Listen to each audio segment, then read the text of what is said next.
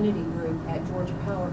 Let's talk about with AT&T and with UPS. Bettina, has it been effective, both of you? Well, I have to say, I'd have to defer to Norman to talk about our Asian American Affinity Group. I've been more involved in our Legal Department Diversity Committee, so I can speak to that a bit in the sense that we do have the opportunity to go directly to our General Counsel, who has expressed very recently a commitment to diversity, and very frankly, I don't really care why it seems to be new as long as he's on board. And so we have been encouraging, for instance, our law firms to use more diverse attorneys, and we are tracking that. And if they don't comply, then we will, potentially take some action towards those firms.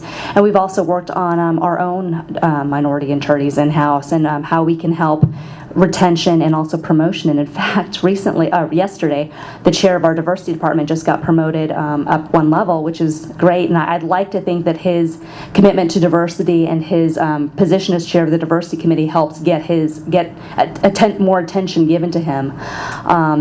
So I could hand over the mic to Norman to talk about AT&T.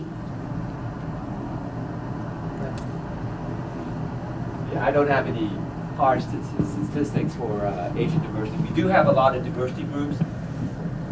In California, the diversity representation is higher because there's more Asians there.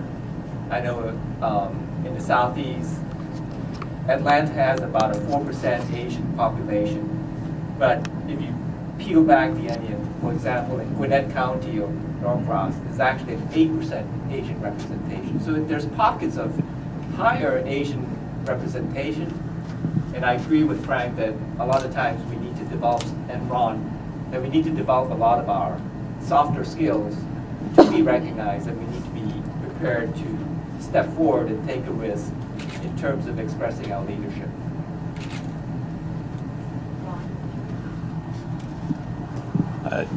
At UPS, we don't call it an affinity program, but we do have programs for African Americans. We do have programs to advance women in our organization. If it looks like a duck, acts like a duck, my position is we should call it an affinity program. And what we're trying to do is get a similar affinity program rolled out for the Asians. This reverse mentoring program, I think this communication from our executive management ranks to specific ethnic groups is one conduit and one plus from rolling out a program like that. Our executive management team, plus all the senior leaders in our organization, we are asked to get involved with the community. We are asked to get involved with all the different 501c3 organizations to represent ourselves, because we service the entire country and all different ethnic races. So as part of our responsibilities, we don't have a corporate development officer. We don't have a corporate diversity officer. We don't even have a corporate development officer, come to think of that as well. So it's incumbent upon all of us as managers in the organization to make sure that we get involved. And one of the mission statements for UPS, one of our policies is to get involved with the community. That is ingrained from day one. And I can go on through all the requirements that UPS has upon their managers to make sure that we're not underrepresented in one area. And if we do, then they will go ahead and get people involved, like myself, and then people from our human resource function. And they're not here today, but they could also speak to the fact of all the different programs that they have to help get Asians, some more attention and awareness in the organization. Ron, you talked about the turnover rate at UPS for Asians is somewhat high. Could you talk a little more about that, maybe why the turnover rate is high there? My understanding here, in talking with folks from UPS, because I'm going to take a look at it from a national perspective, it depends on the job classification that we have. If we're talking about hourly labor, okay, turnover is low. When we're talking about professional qualifications, and most of the people come into our IT ranks, okay, we have a large number that go into our programming department and then other management ranks as well. The difficulty that they have over there is they can't separate themselves. This is from my observations as well. from being a good programmer, being a good accountant, being good at whatever they do, to actually being a good leader. All right, and I'm going to go back to the underlying theme here is you have to develop those skill sets in order to differentiate yourself from being just a good worker to being someone that can be given a task that you can go ahead and delegate to others and hold people accountable. All right, and effective leaders move up in the organization because not that they can do the job the best that anybody in the company can do, but because they can go ahead and motivate, lead, and get work done through others. And for UPS, that happens to be one of the reasons for high turnover, because we haven't done necessarily a great job of developing those skill sets, because the part of the culture here is that you should be a leader. If you know, growing up in America, you know, in high school and in college, whatever the case may have been, and in sports programs, natural leaders develop.